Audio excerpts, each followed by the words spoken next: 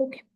So, today is the fifth session of the course, जिस पे आप लोगों ने enroll किया है.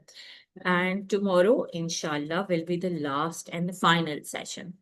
तो अब हम उस तरफ जा रहे हैं कि ये सारी चीजें हमने सीखी, हमने अप्लाई की, हमने सोचा कि हम कैसे अप्लाई कर सकते हैं. Then how do you start the process, how do you start making change, right? So thank you to all of them जिन्होंने वीकेंड पे मैसेज भी किया और कुछ अपना आर्ट वर्क भी शेयर किया, कुछ अपने थॉट्स भी शेयर किए, कुछ अपने फियर्स भी शेयर किए.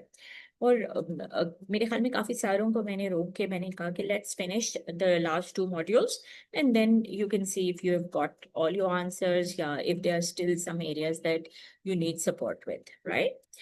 uh, बहुत जल्दी अगर हम समराइज करें कि हम अभी तक क्या करते आए हैं, तो हमने पॉजिटिव साइकोलॉजी के सेशन में एनरोल किया था जो कि 6 सेशंस थे.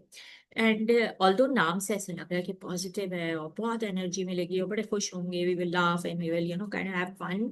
लेकिन मैंने आपको यही समझाया कि for me when I think of वाकई में पॉजिटिव साइकोलॉजी, वाकई में पॉजिटिविटी, तो फिर थोड़ा सा अपने आप को पॉलिश करना है. और जब पॉलिश करना है तो मुझे इस चीज़ का एहसास होगा, या कि क्लैरिटी होगी, that I will have to go through some pain, some sort of dust या rust जो अपने ऊपर आया है उसको साफ करने में तकलीफ होगी. एंड कुछ लोगों ने शेयर भी किया, कुछ कमेंट्स भी थे आप लोगों के इंडिविजुअली ग्रुप में भी, that it's not all positive, right? It is real pain, क्योंकि बहुत सारी चीजें होती हैं जो हम अपनी जिंदगी में आगे लेके चल रहे होते हैं. जिंदगी चल रही है, राइट? और आप या तो भुलाना चाहते हो या आप समझते हो कि आप भूल गए हो, and you push it at the back of your mind, right? But इस तरह के कोर्सेज से, इस तरह के डिस्कशन से, हालांकि जनरल डिस्कशन है, आपके बारे में कोई इस तरह बात नहीं हो रही, लेकिन जनरल डिस्कशन में, बिकॉज आप इमोशंस, फीलिंग्स, वून्स, पास्ट को थोड़ा सा भी ओपन करोगे तो वो सफोकेट हो रहा होता है. वो तो चाहता है, इमोशंस नीड एक्सप्रेशन. तो जैसे ही हम थोड़ा सा भी ओपन करते हैं, वो सब याद आ जाता है, या सारा पेन जो है वो सामने आ जाता है. तो बार बार पॉजिटिव साइकोलॉजी में जो हम आपको समझाने की कोशिश कर रहे हैं, मैंने आपको बताया कि I have stopped working with adults technically in therapy setting for the last 20 years. मैं नहीं करती एडल्ट के साथ काम, क्योंकि मैं बच्चों के साथ ज्यादा करती हूँ. लेकिन इस तरह के कोर्सेज मैं उस वक्त डिजाइन करती हूँ फॉर मदर्स या एडल्ट्स, जब मुझे ये फीलिंग आती है that there is so much that the children have taught me and I wish to tell adults about. क्योंकि जो जो बातें मैं आपसे कह रही हूँ वो बहुत सारे बच्चों के साथ जब हम काम करते हैं, हम समझते हैं कि बड़ों का, खास तौर पे मदर्स का इम्पैक्ट उनके बच्चों पे कैसे आता है, राइट? और वो फिर वो चीज आती है कि I wish I could tell this to mothers, I wish I could अब हमारा काम इधर, मैंने आपको फिर कहा कि दिस इज नॉट हीलिंग या therapy session, this is knowledge, right? अब नॉलेज आप अपने तरीके से लेते हो. नॉलेज एक मेरे ख्याल में ऐसा हम कहते हैं बोल है, जिसमें आप जितना अपने हिसाब से भरना चाहो, there is no right and wrong, there is no, it's basically how much you take and how you take, right? हमारा काम आपको देना है, फिर आप अपने हिसाब से देखो और डिसाइड करो कि भाई इस नॉलेज के लिए मैं इस नॉलेज से क्या कर सकती हूँ. इज इट जस्ट बिकॉज ओ मेरे पास टाइम था मैंने ये कर लिया? इज इट जस्ट बिकॉज वो सर्टिफिकेट मिल गया? और इज इट वाकई में मैंने इसको अपने अंदर, हम कहते हैं इंटरनलाइज करना, यानी लिटरली अपने अंदर ये इंफॉर्मेशन लिया, नॉलेज लिया, और उससे आपकी ग्रोथ हुई और उससे आपने कोई डिसीजन लिया that I want to do something about it, right? So Anama, you're saying something? I see your hand is raised. Yes, Ajdapa, today your voice is not very clear. Really? Like I feel it's like a little low on the low side. Low side, अच्छा. किसी और को ऐसा feel हो रहा है? जी uh, मुझे भी इसलिए मैं दोबारा से लीव करके मैंने कहा मेरे फोन में प्रॉब्लम है। Let me check. I don't know, थोड़ा सा कम था, मैंने बढ़ा के देखा है. I don't know, see if this makes a difference, वरना मैं जोर से बोलती हूँ. अच्छा जी, तो हम जो बात कर रहे थे वो ये, I don't want to repeat all the sessions जो हमने प्रीवियसली किया था, बट जस्ट टू समराइज कि हम अभी तक जो जर्नी पे थे वो ये थे कि वट एवर इट इज, जहाँ पर भी हम लाइफ में खड़े हैं, whether it's ups and downs, point ये है कि at any challenging situation you start with gratitude, right? You start, जिसको हम किसी भी, वो आप कहते हैं ना, बच्चों को अगर आप इनरोल करते हो तो हम चेक करते हैं उनका बेस लाइन क्या है। तो आपका बेस लाइन ग्रेटिट्यूड है कि ठीक है, ये परेशानियां हैं, लेकिन what is my strength, what do I have, where is it that I say कि हाँ ये मेरा है, I am grateful for.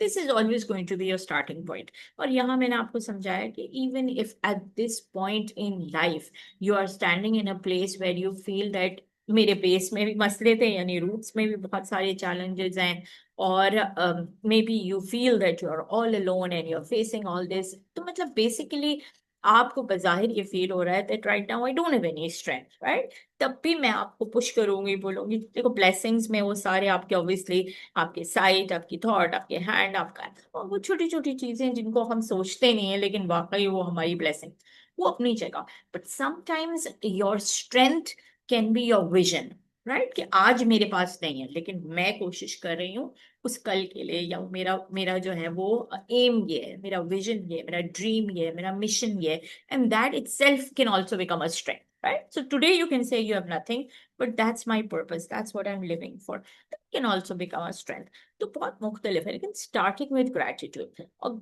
Building on gratitude, हमने क्या कहते हैं भाई, ठीक है ग्रेटिट्यूड है, थैंकफुलनेस है, सब कुछ है, लेकिन there can be times in your life when despite everything you feel नहीं हो रहा मुझसे, right? You feel that although you're trying to grow and glow and your tree is very kind of powerful as much as you can, लेकिन नहीं होता, right? तो उन दिनों में जब जब you don't feel very hopeful, how do you become hopeful? अब फिर हमने बात की कि देखिए होप का डायरेक्ट ताल्लुक या योर थॉट्स का डायरेक्ट ताल्लुक आपकी मूड और इमोशन से होता है। तो जब अनहेल्पफुल थॉट्स आपके माइंड में आते हैं तो वो चीज आपके बिहेवियर को भी इफेक्ट करती है और आपकी फीलिंग्स को, जिसको हम कहते हैं द कॉग्निटिव ट्रायंगल या the thought emotion behaviour triangle. ये बहुत आपको ऑनलाइन मिल जाएगा, और a lot of therapies are based on this कि how to help you challenge your thoughts. मैंने आपको बार बार कहा कि थॉट सोचो नहीं ऐसे, इस तरह नहीं होता, सोचो नहीं ऐसे और सोचे आएंगी। तो हम क्या करते हैं, हम थॉट चैलेंज करते हैं, राइट? कि अच्छा मैं ये सोच रही हूँ, ये ख्याल मेरे दिमाग में आ रहा है, लेकिन मेरे पास इसका सबूत क्या है, राइट? कितनी दफा मेरे साथ ऐसा, मैं कहती हूँ कभी भी मुझे कोई जो है मिसाल के तौर पे नहीं बुलाता अपने पास, तो वाकई कभी भी नहीं। जैसे अक्सर माएँ कहती हैं मेरा बच्चा खाता ही नहीं है, तो हमने खाता ही नहीं है। आप सोचो कि मे बी कुछ और खा रहा होगा, जंक खा रहा होगा, या दूध ले रहा होगा, या कस्टर्ड ले रहा होगा, लेकिन ये कहना कि खाता ही नहीं है। तो you challenge yourself, and when you challenge yourself, your way of approaching that thing changes, your perception changes, right? Your perspective changes, और जब वो चेंज आता है तो अल्टीमेटली आपकी क्या होती है, बिहेवियर और फीलिंग चेंज होने लगती है, and that's a whole process of change. फिर भी मैंने आपसे कहा कि भाई कभी कभी आप अपना सोचने का अंदाज चेंज कर भी लेते हो, तब भी ऐसा होता है कि नहीं, अभी भी मुझे जो ना, I am frustrated, I am angry, I am upset, I am carrying a lot of emotion. तो हम क्या कहते हैं, release and relax. How do you change, how do you let go, right? और वो चीज आ जाती है एलिमेंट ऑफ सेल्फ केयर में, कि आप क्या करते हो अपना ख्याल रखने के लिए। How do you care for yourself, how do you love yourself, how do you kind of be there for yourself, right? और जब लास्ट हमने फ्राइडे को क्लास खत्म की थी, तो आई एम अवेयर दैट मैंने आपसे 2 स्टोरीज शेयर किए थे, कि सेल्फ केयर के हवाले से, सेल्फ डिसीजन के हवाले से, सेल्फ कंपैशन के हवाले से, कि अच्छा ठीक है, मैं सबको सारी आवाजें आसपास तो नहीं बंद कर सकती, राइट? लेकिन मैं अपना ख्याल कैसे रख सकती हूँ, what can I do for my self, right? तो उसको हम साइकोलॉजी में कहते हैं बाउंड्री सेटिंग, राइट? कि वो क्या हद है जो मैं अपने लिए बना सकती हूँ, कि ठीक है I can not stop everybody, लेकिन मैं अपना ख्याल कैसे रखूँ, अपनी बाउंड्री कैसे बनाऊंगी। तो उस बच्ची की बात जो मैं आपको बता रही थी, जिसकी अम्मी दरिया में गिर गई थी या whatever, she was trying to explain that सब सब फेंक रहे हैं, और वो मेरे लिए बड़ा अच्छा मेटाफोर था सीखने के लिए कि वाकई, और हम भी उसमें शामिल थे कि we were all throwing pebbles and we were enjoying the ripples and like okay. But एक लम्हे के लिए जब उधर नजर गई तो फिर समझ आया कि वो उसका पर्सपेक्टिव देखें, उसका पेन देखें. तो what she had done, she said I can not shut everybody up because that's there thing, right. जो हमने सेंस ऑफ कंट्रोल की बात बोली थी कि is it in your control to shut everybody up? It's not possible. What can you do for yourself? She decided, तो I'm going to sit there and I'm going to sit and talk to my mom, right? So ये उसकी boundary थी. उसी तरह वो जो दूसरी बच्ची की कहानी हमने बताई थी, that Alhamdulillah she moved on with life, she did everything, but she said I cannot eat fish, right? ये उसकी बाउंड्री थी, because for me that brings a lot of overwhelming emotions or memories or thoughts or pain or grief or whatever. तो उसका decision था. तो हम बार बार आपसे क्या कह रहे हैं कि देखो, in your life you cannot say yes to everything, and if you are saying yes to everything then you will carry a weight which probably will bring you down. लेकिन learning to say no without any guilt is also very important. तो आज का जो हमारा topic है वो around this है, that how do you manage yourself, how do you set boundaries, and how do you learn to let go, right. इसके ऊपर इंशाल्लाह थोड़ा सा काम करेंगे. हम कोशिश क्या कर रहे हैं, हम कोशिश यही कर रहे हैं कि अगर नीचे से ऊपर हम जाएंगे, we teaching you to take care of yourself. Why it's important to love yourself, take care of yourself?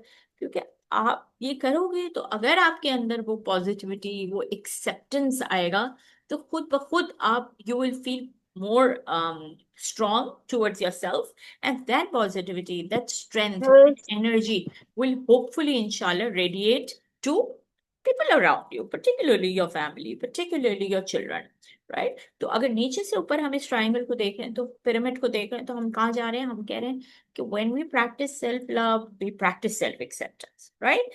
और उसके साथ साथ आ जाता है you learn to forgive. आज का जो हमारा टॉपिक है वो फॉरगिवनेस पर है. कितना इम्पोर्टेंट है कि if there is a pain that you're carrying in your heart, right? There is an emotion which brings you negativity in your heart. तो जब तक उसको प्रोसेस नहीं करेंगे, उससे डील नहीं करेंगे, you will always feel that you're carrying a weight in your heart, right? चल रहे हैं अगेन, जिंदगी में चल रहे हैं. आप में से कुछ लोगों ने कहा भी मुझे that you went for therapy, and you know when you went for therapy the psychologist told you something like, practice gratefulness, write a journal, practice mindfulness, go for a walk. कुछ strategies होती हैं fresh करने के लिए mind को. लेकिन आप कहते हो कि that was not helping me, right? मुझे फिर भी सुकून नहीं आ रहा था. वो क्यों नहीं आ रहा था? But because perhaps maybe there was something deep rooted that you were carrying in your heart, and that needs to be processed, and that is the aim of today's session inshallah.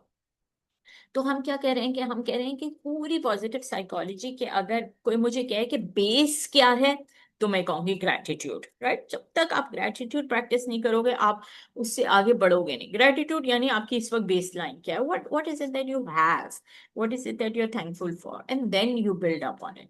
अगर positive psychology में सबसे important concept क्या है अपने आप को आजाद करने के लिए, राइट, अपने आप को लेट गो करने के लिए, तो फिर मैं कहूंगी फॉरगिवनेस, राइट. और अगर आप देखो, सोचो, तो वाकई ये वो दोनों प्रिंसिपल्स हैं जो deep rooted in our religion also. तो चाहे आप पॉजिटिव साइकोलॉजी की किताब उठाएं, या अगर आप रिलीजन को प्यार से पढ़ें और कॉन्सेप्ट को समझें, what is Allah trying to tell you, then you will understand gratitude and forgiveness always go together, right. तो फॉरगिवनेस क्या होता है भाई? 3 तरह की चीजें हैं जो फॉरगिवनेस में आती हैं. एक होता है यू फॉरगिव योरसेल्फ, राइट. एक क्या होता है सीकिंग फॉरगिवनेस फ्रॉम अदर्स, या एंड रिसीविंग. कभी होता है ना कि चलो अभी हम इसको डिस्कस करते हैं कि क्या एग्जांपल्स होंगे, पर एक होता है you have to learn to forgive yourself. एक क्या है seeking and receiving forgiveness from others. के कोई काम हुआ, कुछ हुआ, कोई कोई कॉन्फ्लिक्ट हुआ, अगर कोई दूसरा इंसान आपको अपोलोजाइज कर रहा है, सॉरी कर रहा है, अब आप उसकी अपोलॉजी या सॉरी को एक्सेप्ट तो करो, right. So receiving forgiveness is also very important. और फिर लास्टली क्या है, फॉरगिवनेस टू अदर्स या फॉरगिविंग अदर्स. तो 3 कॉन्सेप्ट आते हैं फॉरगिवनेस में. मिसाल के तौर पे सेल्फ फॉरगिवनेस की कोई एग्जांपल मुझे कोई देगा? कब हम कहते हैं you have to learn to forgive yourself? Any example? when हाँ हाँ बोलो। some, sometimes happens that just I told you that I feel guilty about that कि मैं अपनी बच्ची बड़ी बेटी को ना I didn't give them much time, so I'm feeling guilty. बिल्कुल It's बिल्कुल like ऐसे, that. बिल्कुल ऐसे 100%। ठीक है, तो सेल्फ फॉरगिवनेस की बहुत सारी डेप्थ है। ऐसा हो सकता है मिसाल के तौर पे जैसे आपने कहा कि you feel that you were not able to give time to your child, right. अच्छा, अब क्यों नहीं हो सका आप बोलेंगे कि भाई इस वक्त मिसाल के तौर पे मेरी अपनी अम्मी बीमार थी, या मेरे घर में आई don't no my mother in law was very sick, तो मैं उनके साथ इतना बिजी थी, या मेरी तबीयत खराब हो गई प्रेगनेंसी के बाद कि मैं अपने ही हेल्थ में इतनी बिजी थी that I was not able to, मिसाल के तौर पे, take care of my child, and I feel that that is a guilt I carry. मैं आपसे कहूंगी ये भी फिर भी आसान है। I have worked with mothers who tell me मुझे ये बच्ची चाहिए ही नहीं थी, या मैंने तो दवाइयां ली थी, I took pills not to have this baby, but फिर भी ये बच्चा पैदा हो गया, मिसाल के तौर पे। There are many cases like that, right. when you've actively taken a medicine, when you've actively taken medicine to not want, यानी आप अबॉर्ट कर रहे थे और वो नहीं, बच्चा पैदा हो गया, तो imagine that kind of guilt या weight that you carry, that हाँ अब ये हो गया, अब you're happy with the child, but there is that thing that you carry that I didn't want this baby. Or sometimes, like, I have worked with mothers who misal ke taur pe are going through a very difficult divorce, या have gone through a very difficult divorce, right? Now whenever they look at that child looks like the father, yeah, that child looks like the dada. तो वो इतनी नफरत से उस बच्चे को देखते हैं, या मिसाल के तौर पे इतनी नेगेटिविटी से देखते हैं कि नहीं, मैं जब भी उसकी शक्ल देखती हूँ तो मुझे वो याद आते हैं, या उसने मुझे जो तकलीफ दी इसके बाप ने या उसके दादा ने, whatever, मैं देखती हूँ तो मुझे वो याद आते हैं। तो you carry so much negativity and weight. अब ये वो सारी चीजें वो क्या करती हैं, आपको इमोशनली इतना ओवरवेलम करती हैं, और जब तक आप इसको प्रोसेस नहीं करोगे तो you will never be able to move on. That is why self forgiveness is so important, right. अब यहाँ पर मैंने आपको उस दिन भी कहा था कि there are two emotions that are very heavy and difficult to process. One of them is guilt, and the other is grief, right? And sometimes when they go hand in hand together, yani जैसे मैंने आपको example दिया था कि you pray for somebody to die, ये मर जाएगा तो बहुत जिंदगी बेहतर हो जाएगी, and then pass away, and then they die a natural death, लेकिन आप ग्रीफ को भी प्रोसेस कर रहे होते हो और उसके साथ शदीद गिल्ट को भी। तो दोनों इमोशंस बहुत ही ज्यादा हैवी हैं, बहुत ही एम्पावर कर देते हैं आपको in a negative sense. So self forgiveness. अब जब भी फॉरगिवनेस की बात आएगी तो मैंने आपसे कहा ना कि अगर आपको नई सबक याद रहता साइकोलॉजी का, तो अल्लाह की बातें तो याद रहती है ना। खुदा भी फॉरगिवनेस पे, और रिलीजन में कितना एम्फेसिस है फॉरगिवनेस पे। जब खुदा तौबा के दरवाजे खुला रख रहा है, तो I think learn learn to allow yourself. जहाँ पे सेल्फ फॉरगिवनेस, और आज हम सिखाएंगे भी कि कैसे प्रैक्टिस करूं मैं सेल्फ फॉरगिवनेस, लेकिन इस वक्त जो चीज मैं समझाना चाह रही हूँ वो ये है कि ये भी बहुत इंपॉर्टेंट है, राइट। आप बेशक खुदा से मांगो, आप बेशक वो करो, लेकिन ये रियलाइज करो, सेल्फ फॉरगिवनेस का जो रूट है ना, वो इस चीज पे आता है दैट उस वक्त आपको ये सही लग रहा था, राइट। उस वक्त आपने ये इसलिए किया क्योंकि ये आपके इख्तियार में था, ये आप कर सकी, आपने जानबूझ के किसी को ये करने की कोशिश नहीं की, right. You did it, and today where you are standing, you realize that मैंने गलत किया। ये गलती का एहसास करना भी बड़ी बात है ना। वरना कुछ सेशंस तो हमारी थेरेपी में इसी पे लग जाते हैं कि उस इंसान को पहले ये एहसास तो दिलाओ that what you did is wrong, right. यहाँ पर हम उन आपसे बात करें या उन लोगों से बात करें who realize that I did wrong, right, maybe I hurt a person. बिल्कुल उसी तरह जैसे रिलीजन में है ना कि भाई अगर आपने किसी बच्चे को तकलीफ दिया है, चाहे वो मारा है या कुछ किया, यू अपोलोजाइज, यू से सॉरी, राइट। बिल्कुल उसी तरह सेल्फ फॉरगिवनेस है। If you have done something and you feel that you have done it, you first practice self forgiveness, and कि मैंने उस वक्त ये किया, और I forgive my self because मेरे पास उस वक्त कोई और इख्तियार नहीं था। फिर सेकंड स्टेज पे आएगा, अब आप उसके साथ रिलेशनशिप कैसे मेंट करो, या क्या करो, या अल्लाह से क्या बातें करो, लेकिन पहले ये रियलाइज करो that you can forgive yourself also, because you didn't do it in a way that you meant harm. right? You do not deliberately harm the person. You did it because at that time life or the circumstances around you were such.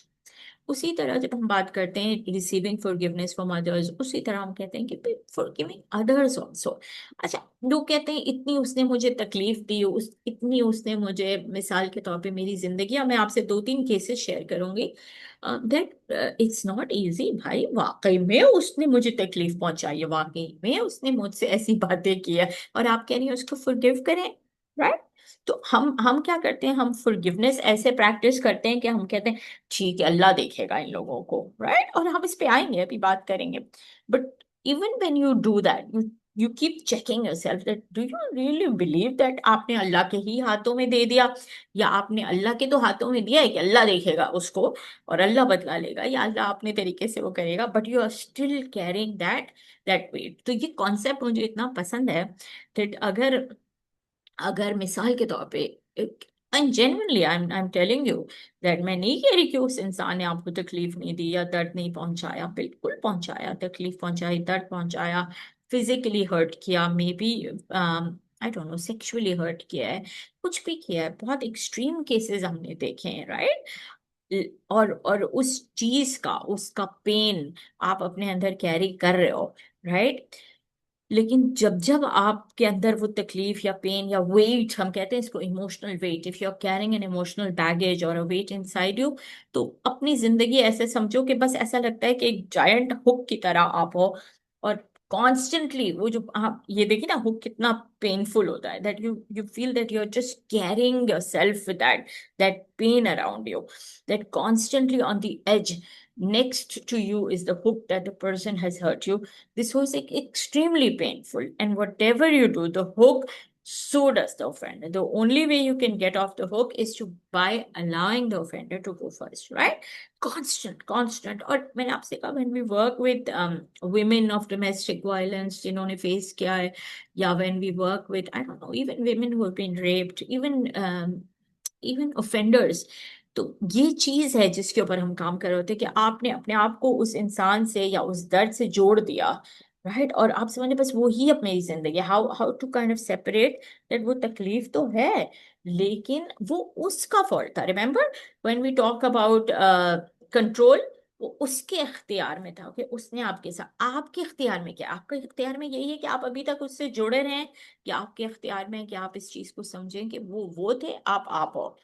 It's a very difficult concept, and it takes a long time to work on this through therapy or through counseling. But it's a very, very important concept to be completely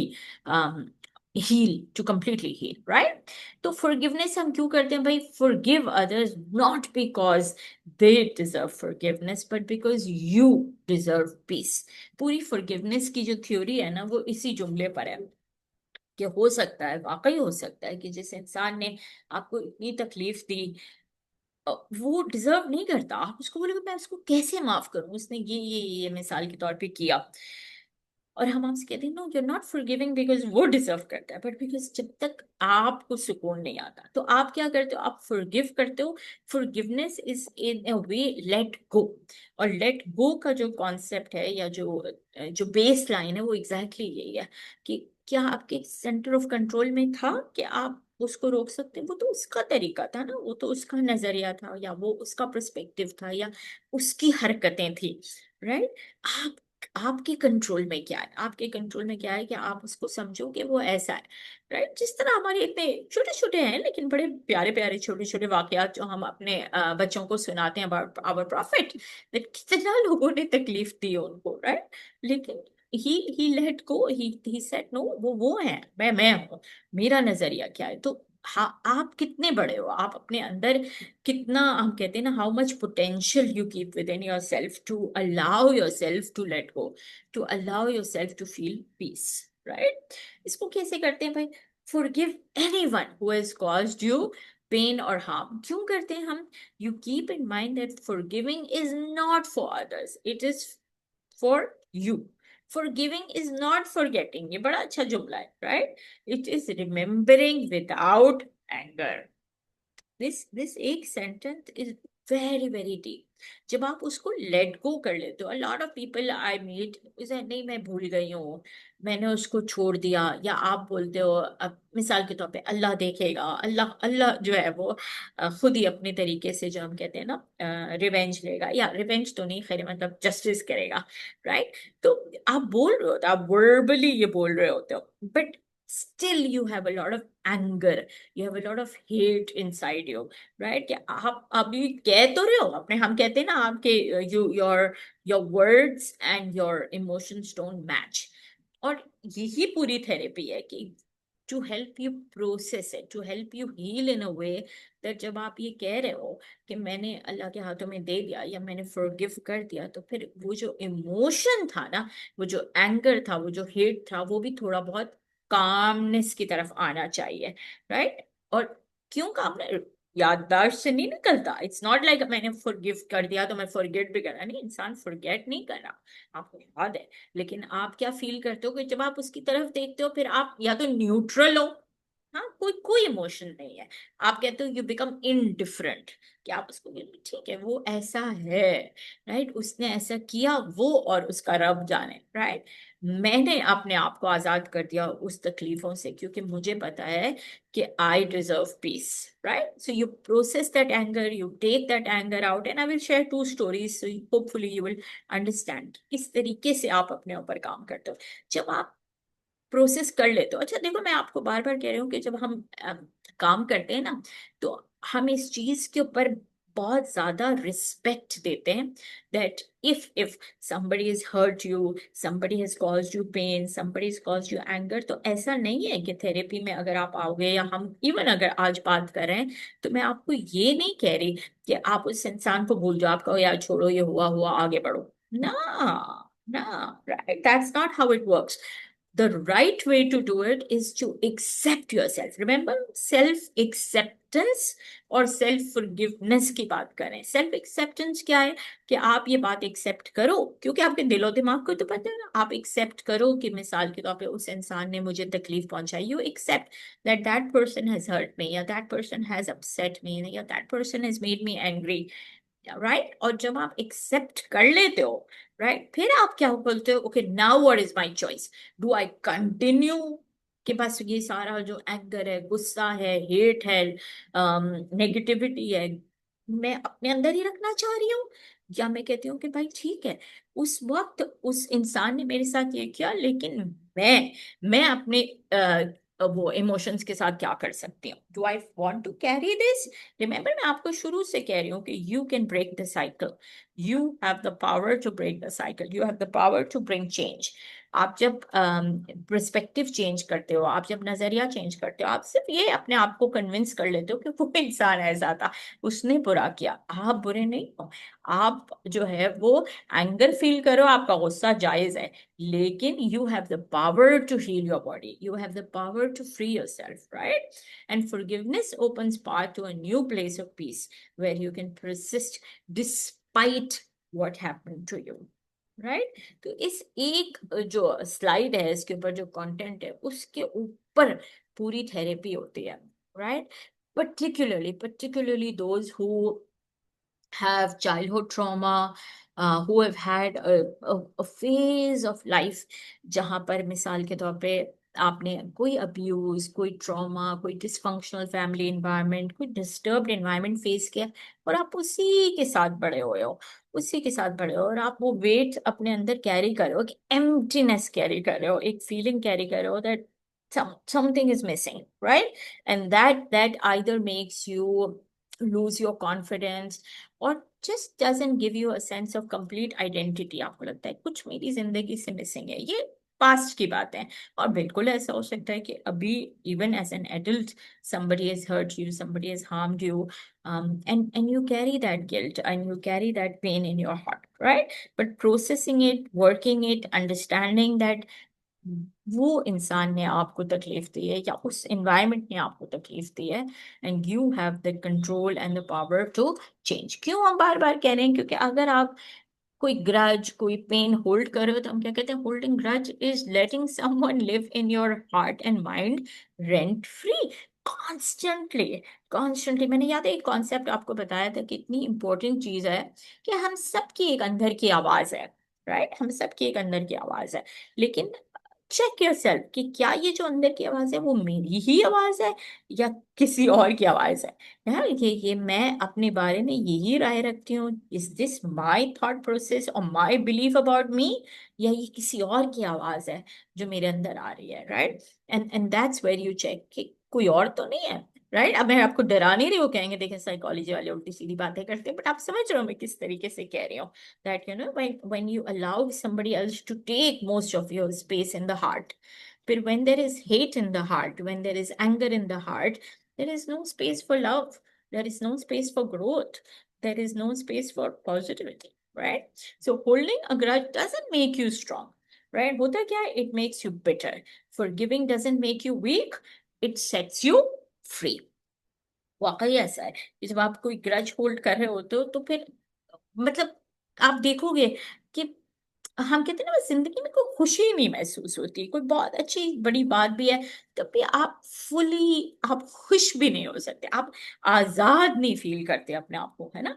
कि मैं हाँ I can breathe freely. But when you practice forgiveness, when you make yourself so strong, and when you allow that person to leave this, जो वो हम कहते हैं ना rent free आपके अंदर रह रहा है, वो जब आप उसको कहते हैं I let go of that, right? अब मेरा उस पर्सन से उस वाकई से कोई ताल्लुक नहीं है, मैंने वाकई उसको अपनी जिंदगी से जो है ना I push that away, right? I allowed it. लेकिन वो ऐसे नहीं होता कि आप बैठो मैंने इनका निकाल दिया, नहीं, उसको उसको एक पूरे प्रोसेस से गुजार के निकालना है, राइट? और हम वो प्रोसेस को इंशाल्लाह अभी डिस्कस करते हैं, लेकिन फिलहाल हम बात करें कि क्यों फॉरगिवनेस इंपॉर्टेंट है। तो चाहे आप साइकोलॉजी को माने और बेशक इमाम अली को माने, बात यही है कि you will begin to heal when you let go of your past hurt and forgive those who have wronged you. तो फॉरगिवनेस का जो कॉन्सेप्ट है ना वो बार बार बार बार बार बार आ रहा है, लेकिन कैसे हम फॉरगिव करते हैं? How do I practice this forgiveness? तो सबसे पहला जो पॉइंट है वो यही है कि make peace with what you can not change, right? वो हो गया, वो सब कुछ हो गया। हमारा मसला क्या होता है कि फिर हमारा माइंड जो है वो हमसे ये कह रहा होता है अगर मैं ऐसे कर देती, मगर ऐसे हो गया, हमने ऐसे किया, मतलब ये तो वही अनहेल्पफुल थॉट्स याद आ रहे हैं, राइट? तो that and then most of this will lead to anxiety. वही जो पॉइंट आपको याद आ रही है अगर मगर, कि आप कभी भी अपने आप को आजाद नहीं फील करोगे। Always you will feel that your thoughts are telling you ये कर लेते वो कर लेते, यूं हो जाता वो होता, मैं ये बोलती वो बोलती वो बोलता, उसने ये बोला मैं ये बोला, right? So what is it? Make peace with what you cannot change. मैंने आपको बता दिया कि उसके इख्तियार में या आपके इख्तियार में, आपके इख्तियार में ये नहीं है कि आप उसको जाके चेंज करो, उसके मुंह से निकले हुए अल्फाज को चेंज करो, राइट? फिर क्या होगा? Late go of the idea of making a better decision in a situation that has already happened। कि उसी से रिलेटेड है कि अच्छा मैं ये कर लेती, मैं यूं बोल देती, यूं हो जाता, हम ये कर लेते, उसको मैं कह देती, ये कह देती। आप उसी के बारे में सोच रहे हो जो हो चुका है, अभी मैं नहीं कर सकती। There is no undo, there is no going back, right? हमें आगे का देखना है, ना कि मैं पीछे के। इसको हम साइकोलॉजी में कहते हैं रूमिनेशंस। रूमिनेशंस होते हैं वो सोच थॉट थॉट थॉट, आप सोच रहे हो सोच रहे हो सोच रहे हो about things that have already happened. कि यूं कर लेते, यूं बोल देती, उसको कह देती, ये इसने मुझे बोला, उसने मुझे बोला, अरे हो गया, राइट? फिर हम क्या करते हैं? There is no such thing as a perfect decision, because there is no such thing as a perfect person. You will always be a flawed person making the best decision you can at the given time. मैंने अभी आपको थोड़ी देर पहले यही कहा है कि देखिए one way to practice forgiveness is this, that you tell yourself, खास तौर पे self forgiveness के देखो आपने जानबूझ के उसको hurt या harm करने की कोशिश नहीं की। At that point this this is the best you could do, right? तो वो डिसीजन उस वक्त शायद सही भी था या शायद आपके इख्तियार में वो ही था, राइट? अब मुझे क्या करना है? फॉरगिव योरसेल्फ, पास्ट में भी, प्रेजेंट में भी, और फिर हमें क्या करना है? For not making what you could consider in hindsight to be the best and perfect decision. वो जो हम कहते हैं ना बार बार सोचना कि मैं यूं कह लेती, यूं कर लेती, ऐसे हो जाता, वैसे हो जाता, हम क्या करते हैं, you can not change your influence what has already happened, but you can change and influence what is happening now, right? पहले कुछ किया, चाहे चाहे आपको ये फील हो कि मेरी वजह से मेरे बच्चे के अंदर ये लैकिंग आ रही है, या बॉन्डिंग में मसला आ रहा है, या खुदा न खास्ता आप फील करो कि there is some weight that you are carrying from the past because of, I don't know, childhood में, whether it was your parents, whether it was your family environment, anything that you're carrying, you cannot change that. लेकिन आज मैं क्या कर सकती हूँ? What is my decision now? That's extremely important. So starting now, you can create a story that is radically different from the one that you have lived at that point. ये शायद ये एक जुमला मैं कहती हूँ पूरा मकसद है इस पॉजिटिव साइकोलॉजी कोर्स का, कि you can take this as a knowledge, or you can say, all right, I can't undo the past, I can't do that, but I can do something now, right? I can do something now to improve myself, to improve my perspective of how I view things, how I take decisions, how I manage things, and then you can decide, अच्छा अब मुझे इस point से आगे कैसे move on करना है, right? क्या ये बस क्लास लेके भूल गए, या no, I will do something to kind of help myself and improve things. And you can start over at any moment. It is up to you to decide that moment is now or not. Right? ये दो तीन चीजें हैं जो मेरे ख्याल में इस कोर्स का, इस क्लास का मकसद है. So it took me a long time to understand. क्या understand करने के लिए? What it means to forgive someone. I always wondered how I could forgive someone who chose to hurt me. But after a lot of soul searching, I realized that forgiveness is not about accepting or executing their behavior. It's about letting it go and preventing their behavior from destroying my heart.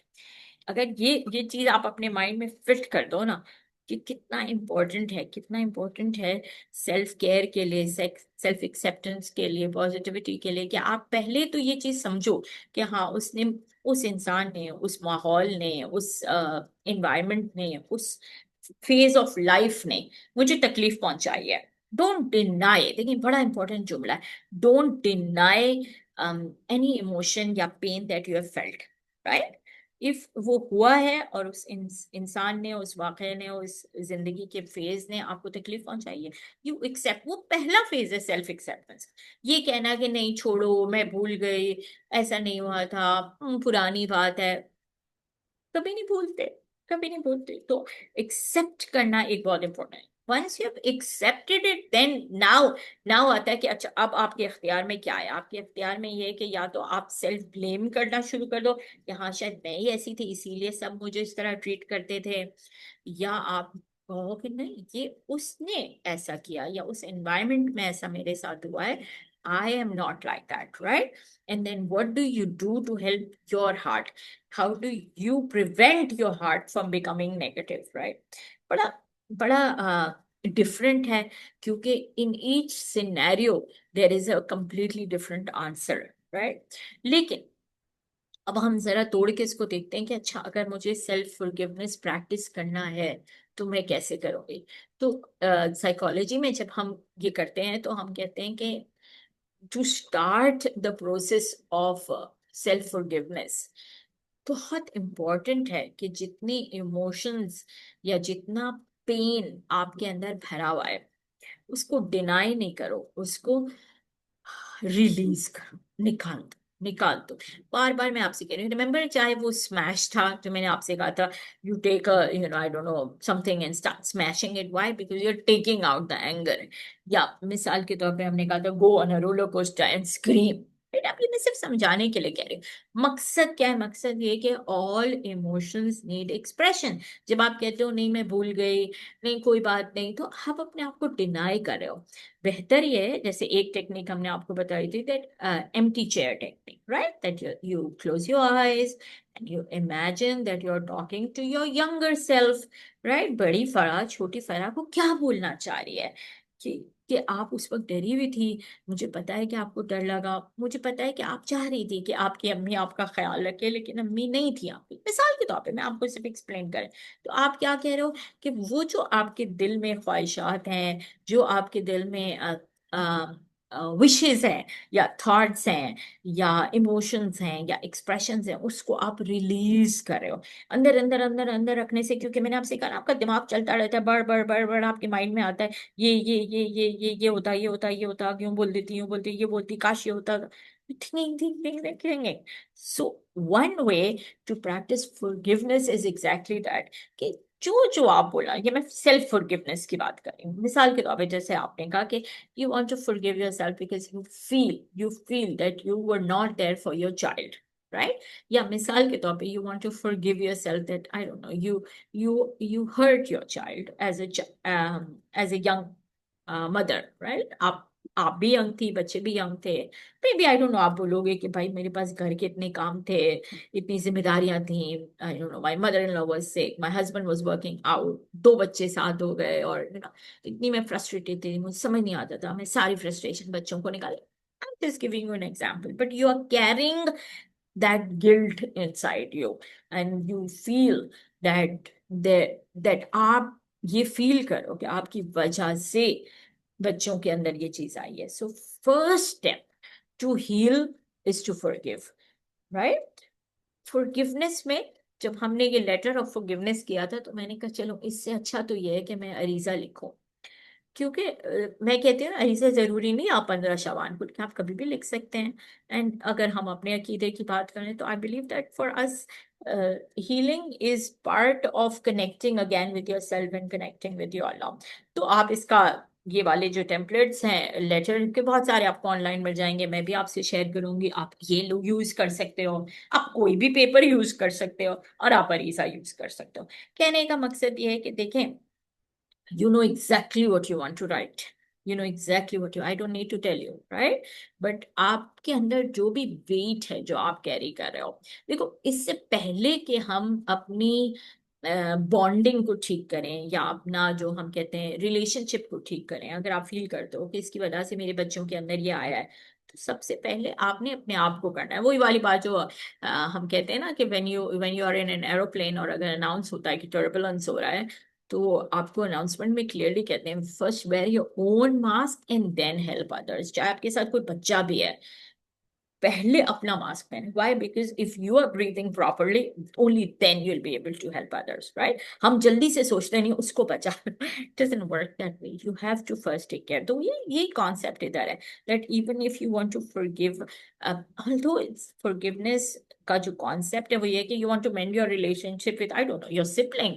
I'm telling you, इस जमाने में जो मेरे लिए सबसे तकलीफ दे चीज है वो ये है कि how many people reach out because they have poor relationship with their siblings. मैं एडल्ट की बात कर रही हूँ। कह रही हूँ क्या हो गया, मतलब एक पूरी जेनरेशन है जिसके अंदर फॉर सम रीजन, सबके लिए नहीं, लेकिन ओवर एंड ओवर अगेन मैं ये देख रही हूँ कि सिबलिंग बॉन्ड्स इतने वीक हो गए हैं। I don't know what happened, but to mend that relationship is also important, because at the end of the day वाकई हम कहते हैं ना, लोग अपने काम में इतना मसरूफ हैं, करियर्स में, work work work work work, but I don't know if I mentioned in this class or the other class, and I said, you know, इतनी जल्दी इंसान रिप्लेस हो जाता है, इतनी जल्दी रिप्लेस हो जाता है, particularly in your work environment, कि आज आपने छोड़ा, कल परसों कोई और आके आपके डेस्क पे बैठ जाएगा, you know. But your family is always there, आप वहाँ हो या यहाँ हो, your family is your family, your siblings are your sibling, your blood is your blood, right? So again assuming कि छोटे मोटे तो हर जगह कॉन्फ्लिक्ट्स होते हैं, but if you feel that you want to mend your relationship with either your sibling, your partner, your cousins, I don't know, your extended family, your sibling, so the first step is to practice forgiveness. तो उसके अंदर अगर आपका जो है वो self forgiveness का concept है जिस पे आपको काम करना है, और आप कोई पर्सनल गिल्ट कैरी कर रहे हो कि मेरी वजह से ये रिलेशनशिप खराब हुआ, मैंने बात करना बंद कर दिया, या मैंने उसको तकलीफ दी, या मिसाल के तौर पर मैंने अपने बच्चे के साथ ये बॉन्ड ठीक नहीं किया, तो the first step is to practice release, right? To letter of forgiveness to yourself. तो what do you forgive yourself? क्या है, क्या वजन है जो आप कैरी करो, वो क्या वाकया था या क्या इवेंट था जिसकी वजह से you feel that you carry this weight inside you that you want to forgive, and then obviously आप acknowledge करो कि भाई मैंने मुझसे ये गलती हुई, right? अच्छा, क्यों फिर मैं डिजर्व करती हूँ forgiveness? अगर मैंने ये गलत किया तो हम तो कहते हैं ना हर गलती में तो आपको पनिश होना चाहिए, तो हम क्यों जो है वो कह रहे हैं कि प्रैक्टिस करो forgiveness? is because Allah will also allow you to practice forgiveness, right? You practice forgiveness. Forgiveness का जो ताल्लुक है या बेस है जब हम प्रैक्टिस कर रहे थे, इज रिलेटेड टू तौबा, है ना? forgiveness is क्या? कि मैं माफी क्या है, तौबा क्या है? तौबा ये कि अल्लाह ने कोई दरवाजा बंद नहीं किया, he is never closed any door till the last breath you have the ability to say, लेकिन वो जेन्युइनली आप फॉरगिव करो, जेन्युइनली फॉरगिव के यू आर सेइंग कि मुझसे ये गलती हुई और ये इसलिए हुई क्योंकि at that time the circumstances were like that कि मुझे और कुछ नहीं समझ आ रहा था, राइट? और जब आप प्रैक्टिस करोगे और वो फिर फुल फेथ से, फुल वो से कि वो मानने वाला है, वो तो उसको उस वक्त भी पता था खुदा को कि मैं क्या कर रही हूँ, आज भी मेरी नियत को अल्लाह जानता है, राइट? तो if you let go with all that यकीन, सिर्फ कभी कभी सिर्फ सोचने से इतना नहीं होता, जब भी, इसीलिए मैं आपको राइटिंग करा रही हूँ या आर्ट करा रही हूँ, because sometimes we want that release, we want to feel that energy coming out from our body, right? इसीलिए आई लव अरीजाज, आई लव राइटिंग इट। चाहे आप कभी भी लिखें, अभी लिखें, आप आई डोंट हरम में जा रहे हैं, आप डालें, उसके अंदर डाल दें, but you allow, because you submit. देखो, submitting to a higher power, submitting all your request and your, हम कहते हैं ना, फॉरगिवनेस टू हायर पावर, उसको पहले भी पता है, अभी भी पता है, लेकिन आप, हम कहते हैं ना, एक एप्लीकेशन डाल के दे रहे हैं कि वाकई में genuinely I am believing in that, right? And that's when you feel that how you feel empowered. और फिर मैं कहती हूँ the religion that we belong to, the kind of beautiful दुआज हैं हमारे पास, हैं इतनी प्यारी प्यारी दुआज हैं, तो चाहिए आप जाओ दुआएं तौबा पढ़ो, right?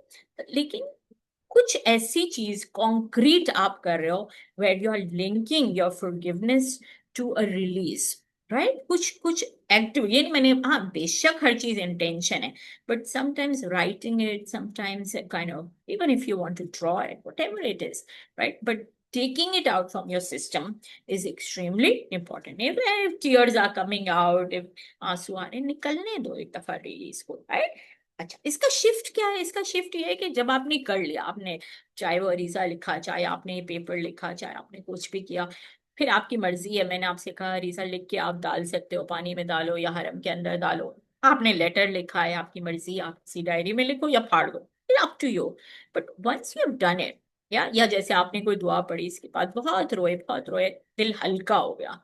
Now, if you tell me this जुमला, दिल हल्का हो गया, and I feel like, I really feel कि मेरे ऊपर एक बोझ था, एक वजन था, निकल गया, एक रिलीज हो गया, then I will say, okay, very good, we can move on to the step 2. अगर आप मुझे कहोगे नहीं, ये इससे तो मेरी और तबीयत खराब हो रही है, और चीजें मुझे याद आ रही हैं, और बातें याद आ रही हैं, maybe that is an indication that perhaps the weight is too heavy, yeah, too sort of bringing you down, and maybe you need some professional help to process it, right? तो दोनों सिचुएशन है। कुछ हम self care की बात करते हैं, self care की बातें जब हम करते हैं तो हम कहते हैं इतना आप खुद कर सकते हो, हम आपको टेक्निक बता रहे हैं, आपके अंदर ये, समटाइम्स इतना डीप रूटेड होता है या इतना डीप रूटेड पेन होता है that you need professional help. अब आप जज करोगे ना कि मैं खुद मैनेज कर पा रहे हूँ या I need some sort of therapeutic या psychological intervention to be able to process that, ठीक है? मैंने आपको इंडिकेट किया है इधर। सो ये तो था सेल्फ फॉरगिवनेस। दूसरों को माफ करने का तरीका क्या होता है भाई? सेल्फ फॉरगिवनेस तो फिर भी मैं कहती हूँ आसान है, क्योंकि आपके इख्तियार में है कि आप कर सकते हो। किसी ऐसे इंसान को माफ करना जिसने वाकई आपको बड़ी तकलीफ पहुंचाई है, and I'm thinking of two people right now that I will sorry, share the cases with you, and both very very very difficult. How do you forgive a person like that? तो ये तो खैर Jesus का है, कोई Christian prayer है, लेकिन again हमारे रिलीजन में भी यही कॉन्सेप्ट था, that's why I put this up, that forgiving others can only happen जब आप उसके हक में दुआ करो, है ना? आप क्या बोलो? आप बोलो कि भाई उसको ये समझ आता था, वो ऐसा है, या उसने ये किया, वो गलत है, वो उसका ये हरकत भी गलत है, उसने जो किया वो बहुत ही गलत है, लेकिन आप कहोगे खुदा उसके हक में आप बेहतर फैसला करो, राइट? या आप को भाई अल्लाह आप ही देख लो अपने तरीके से, लेकिन आप कहते हैं ना, you let go and you really submit to a higher power. So the two cases that I'm sharing with you, again, very, very, very difficult. Particularly this one was very, very difficult for me even to process it. Um, जब हम tree की बात करते हैं तो sometimes people and up drawing a tree like this, right? आप लोगों ने तो बड़ी प्यारी प्यारी ट्रीज शेयर की हैं, पर she drew something like that and she literally labelled her tree the tree of pain, right? अच्छा, मजे की बात है कि ये भी कोविड लॉकडाउन वाली स्टोरीज हैं, शायद इसलिए क्योंकि जो जब जब कोविड का टाइम आया था, खासतौर पे जो लॉकडाउन का टाइम आया था, we did a lot of counselling online and a lot of cases of past trauma, right? वो बहुत ही ज्यादा, मतलब एक तो ये था कि लोग एंजाइटी में थे, क्या होगा, खासतौर पे फैमिलीज जहाँ पर कोई कोविड का इंसिडेंट हुआ या कुछ इस तरह, वो अपनी जगह था। बट वो लोग जो ऑलरेडी मेंटल हेल्थ चैलेंजेस से गुजर रहे थे, वो लोग जो ऑलरेडी मिसाल के तौर पे डोमेस्टिक वायलेंस से गुजर रहे थे, या यहाँ पर अब्यूज की बात है वो गुजर रहे थे, उन लोगों के लिए ये वक्त बहुत ही ज्यादा डिफिकल्ट था, क्योंकि आप सफोकेट हो गए थे लिटरली अपने घरों के अंदर या अपने माइंड के अंदर, फॉर दैट मैटर, राइट? कि बिल्कुल कोई कोई बाहर निकलने की या कोई ऑप्शन ही नहीं है। So in this particular story of abuse, this she was मतलब she is an adult, right? ऐसा नहीं है कि कोई बच्ची थी, तो एडल्ट 32-year-old एंड फीमेल, और इसने जो है वो अपनी इस तरीके से चाइल्डहुड की अब्यूज की बात बताई कि her own father was abusing her since she was around 7, और अभी ये adult, imagine she is 32 now, right? अच्छा, बता ये रही थी कि इनकी मदर को पता भी था कि इनके फादर इस मतलब बच्ची को, उनकी अपनी बेटी को, सगी बेटी, स्टेप फादर भी नहीं थे, सगी बेटी को सेक्सुअली अब्यूज कर रहे थे for a long, long time. So it started when she was around 7 and it continued till she was in college, मतलब around 16, 17. फिर वो क्योंकि बड़ी हो गई, थोड़ा सा समझ भी आने लगा, थोड़ा सा वो बाहर निकली, and then she got an opportunity, और वो जो यूनिवर्सिटी था वो उसने किसी और सिटी में जाके किया, फिर वो घर वापस आई ही नहीं, राइट? इतना इतना टाइम पीरियड उसका ऐसा था। बट ऑब्वियसली जब आपके अपने फादर आपको सेक्सुअली अब्यूज भी कर रहे हैं, और आपकी मदर को भी पता है कि फादर ये कर रहे हैं, the mother used to tell her कि मैं नहीं रोक सकती, मैं इस आदमी को भी नहीं रोक सकती, और मेरे पास जाने के लिए कुछ नहीं है, मैं अपने मतलब भाग के कहाँ जाऊंगी, छोड़ के कहाँ जाऊंगी, मैं अपने अपने फादर के घर भी नहीं जा सकती। She had her own brother and she said कि मैं भाई के घर नहीं जा सकती बेसिकली, राइट? वहां पर मुझे एक्सेप्ट नहीं करेंगे, लाइक कि यहाँ पे पाकिस्तान में, खास तौर पे कराची में, हमारी पुलिस ऐसे हैं कि अगर मैंने वहां जाके रिपोर्ट किया तो वो मुझे भी मिसाल के तौर पे और ही ज्यादा परेशान करेंगे। अब आज से कितनी पुरानी औरत, ऑब्वियसली आज 32 years की हो गई है, तो फिर आपको पता है कि ये काफी पुरानी बात है। मेरा पॉइंट आपको इधर शेयर करने का, बहुत ही डिफिकल्ट सिनेरियो ये है कि imagine there is sexual abuse going on and there is not an outsider abuser, there is your own father abusing you, ठीक है?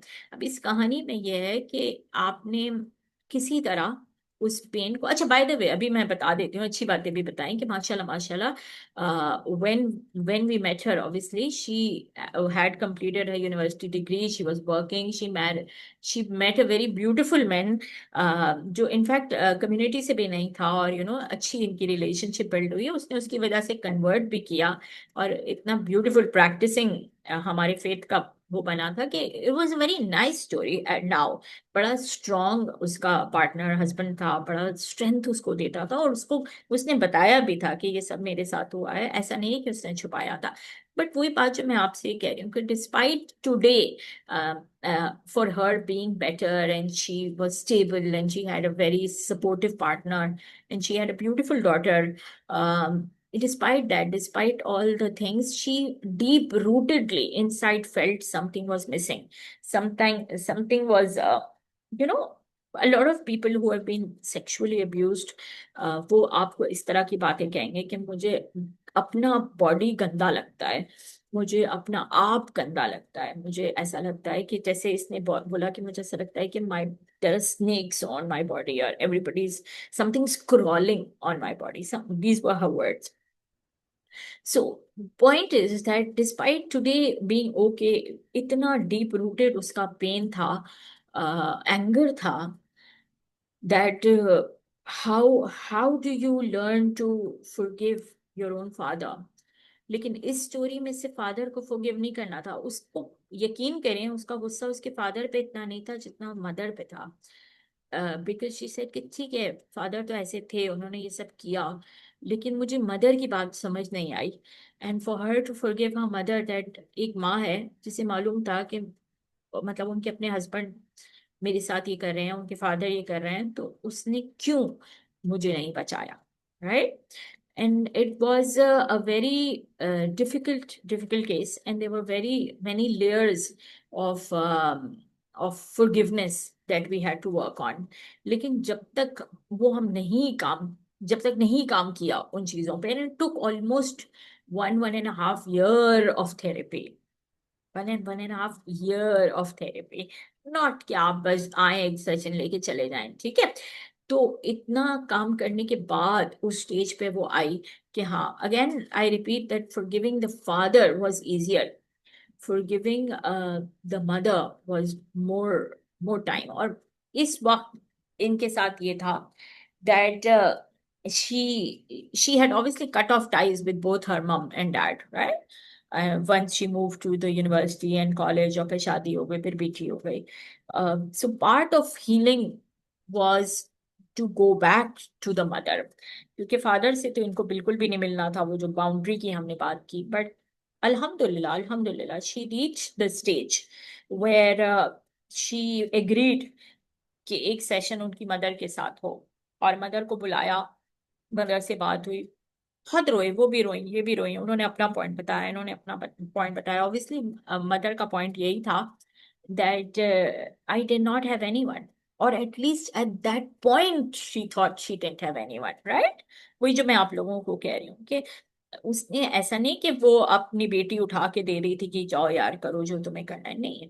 She felt helpless, she felt a pain, but she could not stop that thing. So to help the mother to forgive herself, and then to help the daughter to forgive the mother, and then to create some sort of repair and bond between the mother and daughter, between all the years they had lost. And it was easier in that way कि now माशाल्लाह, क्योंकि लेकिन जहाँ grand children आते हैं ना, वहां पर मैं कहती हूँ बहुत सारी चीजें रिपेयर होना शुरू हो जाती हैं, if you obviously help the healing journey properly. So I think that was difficult. I will not say it was easy, it was difficult. But to see that forgiveness and the power of forgiveness and letting go, it does bring the healing journey. तो मेरे लिए एक मुश्किल कहानी थी ये बहुत ज्यादा, और बड़ी सीखा हमने इससे. But it the kind of, वो हम कहते हैं ना, द आउटकम ऑफ इट, नहीं, मैं नहीं कह रही कि सब कुछ परफेक्ट हो गया, नहीं, लेकिन एटलीस्ट हमने देखा कि हाँ, इतनी एक्सट्रीम सिनेरियो में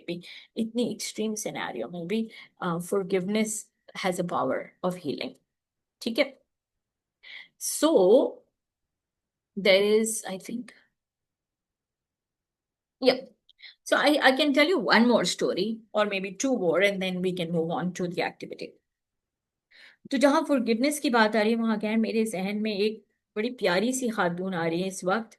and this lady, again I met her for her children. She had come to discuss about her children. लेकिन पता चला कि, and I प्यारी सी मैं कहती हूँ, मतलब she was so beautiful with lovely green eyes, and ऐसे लग रहा था कि वेस्टर्न बिल्कुल कोई मतलब बाहर से है कोई.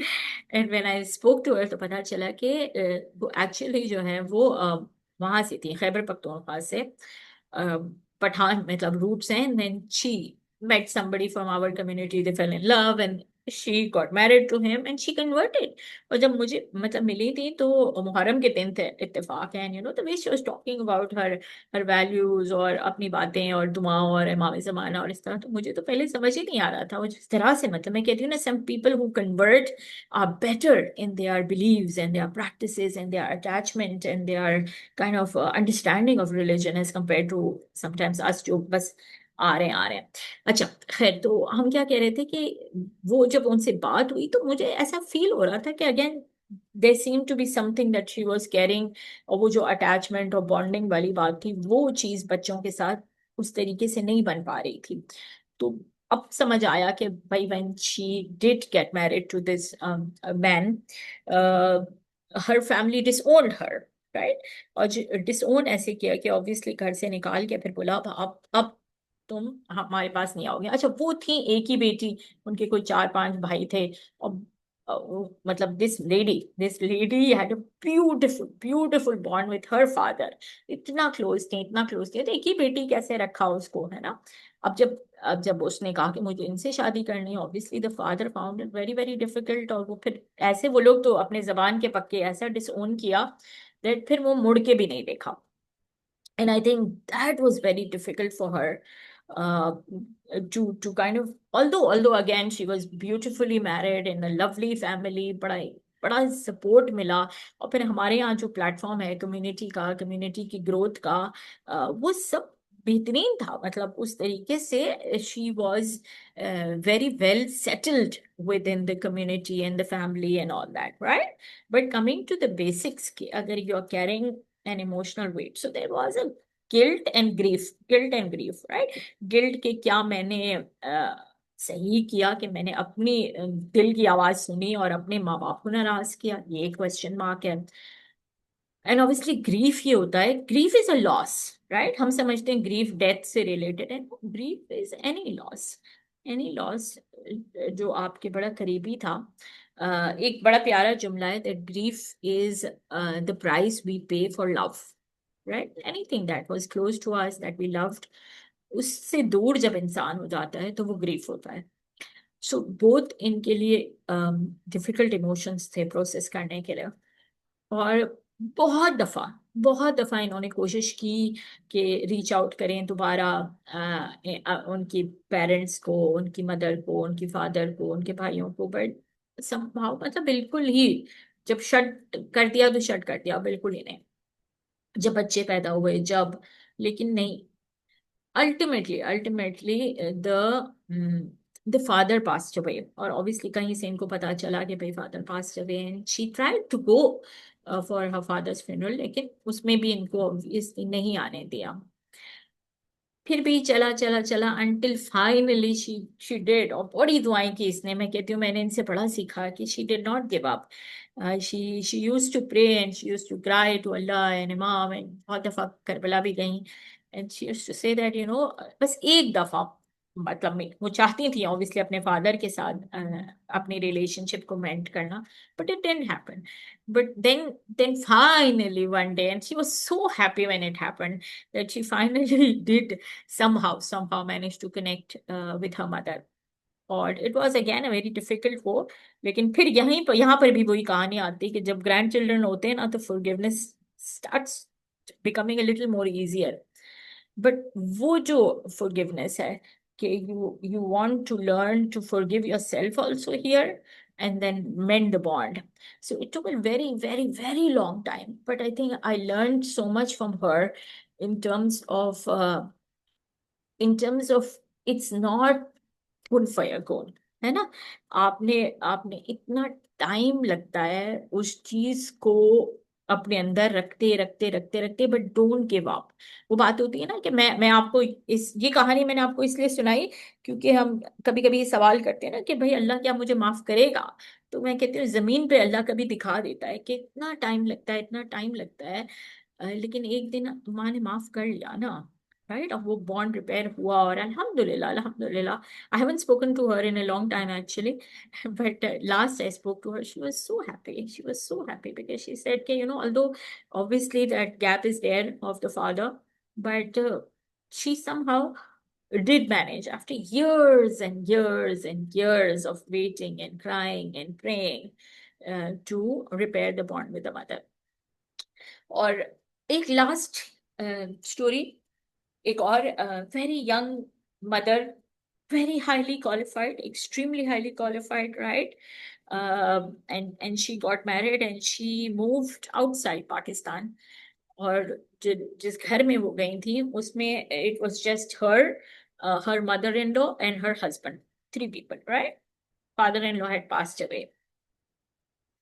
And this is besides another point, लेकिन बार बार हमने ये देखा है कि बहुत सी स्टोरीज में जहां पर father in law passed away at a young age, somehow and if the mother-in-law did not remarry, वो बच्चों के लिए whatever, ये जो बच्चा होता है ना, ये जो सन होता है, वो रिप्लेसमेंट बन जाता है, an emotional replacement, right, an emotional bond, and it's very difficult when the wife comes. खैर ये एक बिल्कुल ही अलग साइकोलॉजी है. लेकिन coming back to the point that obviously शादी करके वो लाए इधर से, कराची से वो लोग गए, बाहर गए, सेटल हुए, ये हुए, but that mother in law always had some sort of problem with this lady, right? बेटे के हवाले से, चाहे वो साथ बैठ के बातें करें, आपने सुनी होंगी ना ऐसी बातें, मुझे अभी भी बिजार लगती हैं कि मतलब वो यार उसकी बीवी है, उसके साथ अगर बैठी है, काउच पे बैठी है या बाहर जा रही है या बात कर रही है, तो आपको आपको तकलीफ हो रही है, मतलब shouldn't you be happy that they are happy together? But again that's a completely different world. But हाँ, इनको बड़ी तकलीफ होती थी. चलो वो तो अपनी जगह. And I don't know. I'm telling you that I've seen so many people and all sorts of people. But in this story, this mother-in-law, इंसान दुआ देता है ना कि अल्लाह आपको औलाद दे, अच्छे बच्चे दे, ये दे, वो दे. ये मदर इन लॉ उस लड़की को उल्टी दुआ देती थी, उल्टा सीधा बोलती थी कि अल्लाह जो है ना तुम्हें या तो बच्चे ही ना दें या ऐसी बात, लिटरली, राइट? हालांकि बजाहिर अगर आप उनके घर जाओ, एवरीथिंग सीम्स फाइन, 3 लोग हैं, सब रह रहे हैं, वो इतनी highly qualified, she was working and things look okay. But अंदर क्या चल रहा होता है ना घर के, मैं कहती हूँ every family has a story, every person has a story. Behind closed doors you don't know what's happening, you don't know what's happening, right? So imagine that this girl did get pregnant, right? Did conceive, and then she had a miscarriage. And imagine that weight, right? कि आप चलते फिरते, हंसते खेलते, बातें करते अपने घर में ये सुन रहे हो कि कोई आपसे कह रहा है कि अल्लाह तुम्हें बच्चा ही ना दे, है ना? फिर आप कंसीव करते हो and then you lose the baby. Imagine, I can't understand that weight. Imagine the pain जो आप as a mother, वही मैं आपको बार बार कह रही हूँ, guilt and grief, extreme weight of those two emotions. यहाँ पर आप grief भी feel कर रहे हो, और imagine अगर आपने सुन के ये हुआ है तो आपको लगेगा कि यार एंगर भी आएगा, पेन भी आएगा. अच्छा चलो ये चलता रहा, अब बहुत सारी चीजें बैकग्राउंड में मैं स्टोरी आगे बढ़ा रही हूँ, but I am saying that ultimately चलो the mother in law passed away, okay, so the mother in law now is not in the scene. घर में सिर्फ ये खातून है और उनके हस्बैंड है. And then I think about 5 years later after the mother in law passed away, उसके भी 5 साल बाद she conceives again, and this time she has mashallah a son. It was a difficult pregnancy. जो मैंने आपसे कहा, if you are carrying an emotional weight inside, it can cause anxiety during your pregnancy also, right? Anyway, it was a difficult pregnancy, but baby हो गया. अब जब baby हुआ, उसके around he was about 18 months, जब समझ आने लगा कि something is not right, and by the time the child was 2.5, the child was diagnosed as autistic, right? अब मैं आपको सिर्फ कह रही हूँ कि just think through with me that how much this lady is carrying, how much weight this lady is carrying, right? पहले तो आप सुनते फिर you lose a baby, फिर you lose the process, and then वही बात जो मैंने आपको थोड़ी देर पहले कहा था, sometimes you pray for somebody to die, you're like ये जाएंगी तो चीजें बेहतर हो जाएंगी, है ना? And then that person dies, and then you wait for things to get better, but sometimes you're still carrying that weight.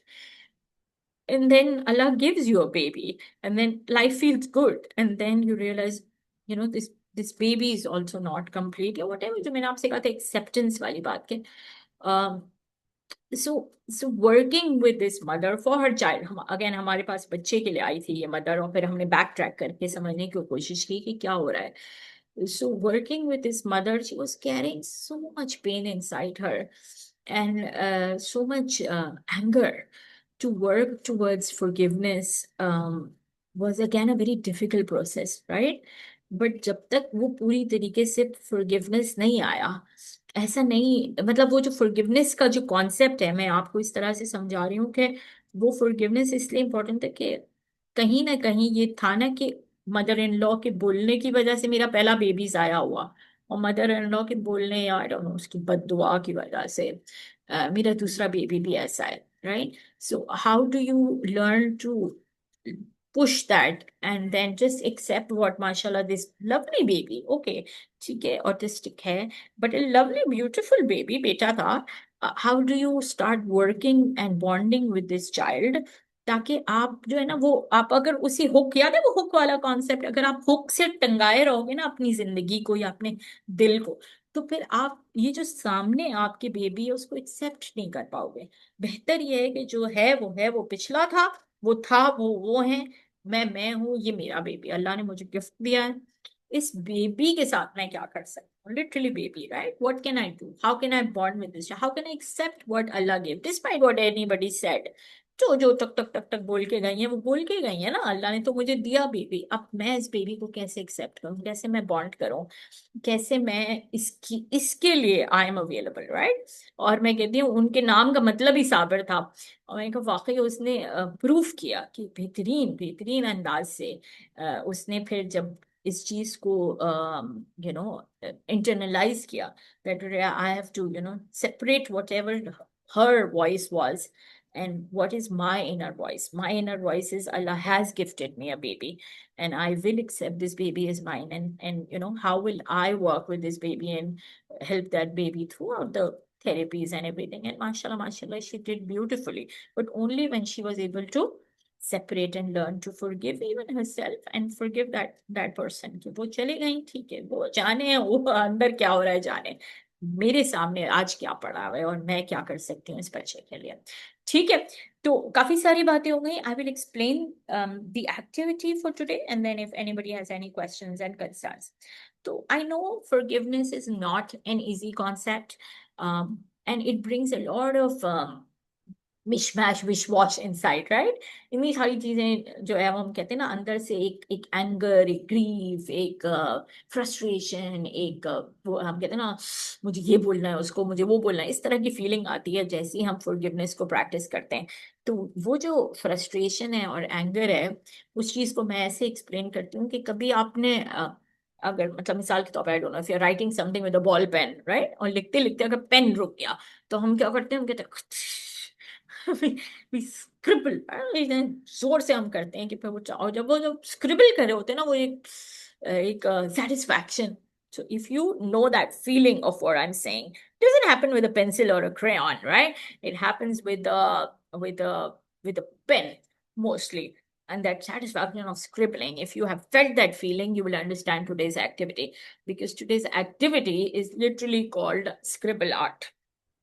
So all I want you to do is either take a pencil or a pen or I don't know, a crayon, whatever, and take a blank piece of paper. And if there is anything that you feel that you carry in your heart, the weight in your heart,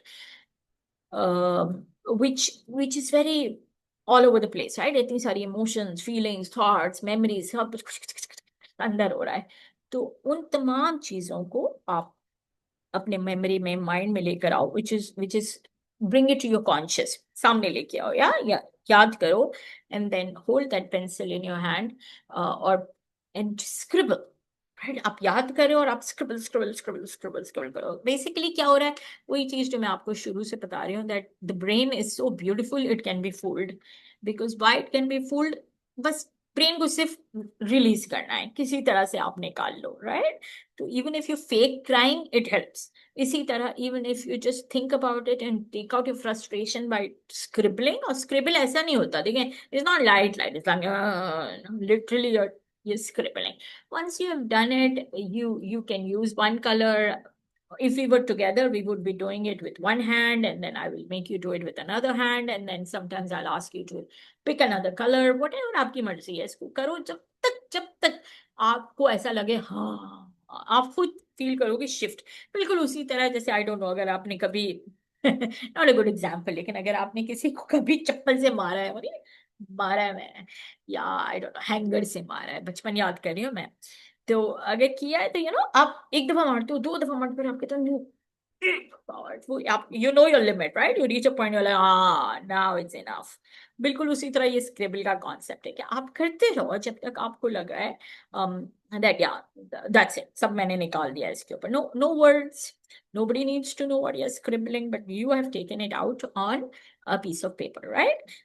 Don't worry if you're using, I don't know, colors or pencil or crayon or वो टूट जाए तो ठीक है यार, अंदर भी तो हम ऐसा फील कर रहे हैं, right? But निकालना जरूर. For this particular activity, I will not recommend ballpoint. I personally enjoy this with crayons or with black pencil, right? But again, आपकी मर्जी अगर आप करो. जब आप ये सब निकाल लो, जब आप सब कर लो, स्क्रिबल, इसका नाम ही स्क्रिबल आर्ट है. उसके बाद हम क्या करेंगे, नेक्स्ट स्टेप पे मैं आपसे बोलूंगी कि now what we will do is, देखिए नीचे ये लिखा हुआ है, sometimes life has to crack us open for something beautiful to grow. Even in the hardest places, you can find hope to bloom, right? Even in the cracks, जब आप हम ये कर लेते हैं ना, स्क्रिबल स्क्रिबल स्क्रिबल स्क्रिबल, अब मैं आपसे कहूंगी कि इस वक्त जब आप पेपर उठा के देखोगे ना, तो आपको लगेगा यार ये क्या है, मुझे कुछ नजर ही नहीं आ रहा है, तो स्क्रिबल है बिल्कुल आपके माइंड की तरह, टिक टिक टिक टिक तक ना, वो आपने पेपर में डाल दिया. अब मैं आपसे कह रही हूँ कि when you look at these scribbles and when you look at these kind of patterns, right? So can you identify some sort of pattern? Can you identify some sort of shapes inside it? Right? अब शुरू में आपको लगेगा नहीं भाई कुछ भी नजर नहीं आ रहा, लेकिन जरा सा दिमाग लगाएंगे ना, तो फिर आपको लगेगा हाँ ये देखो, इसके अंदर से फिश निकल रही है, या इसके अंदर से आई डोंट नो बर्ड निकल रहा है, या इसके अंदर से जो आई डोंट नो एक सर्फर निकल रहा है.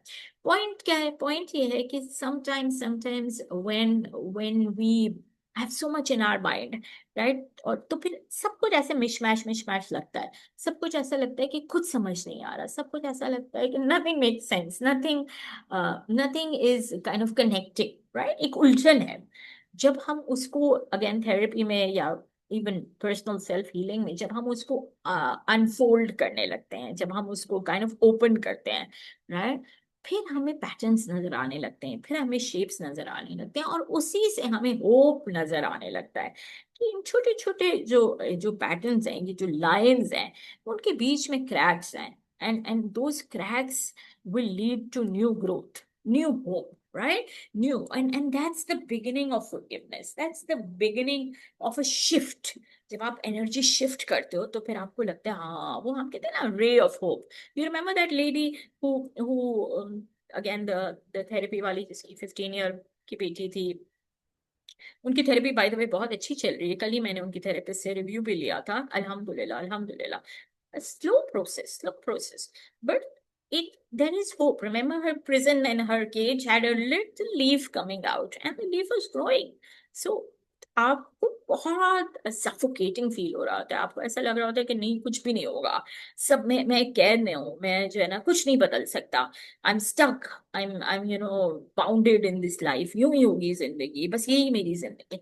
But creating that little hope, creating that little kind of ray of hope, is your starting position, right? So we have a couple of minutes. I'm going to stop this here. I really want to hear from you. Any thoughts, any questions, any kind of clarifications?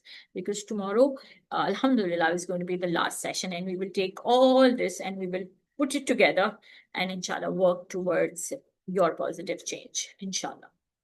Okay. Any thoughts, any questions?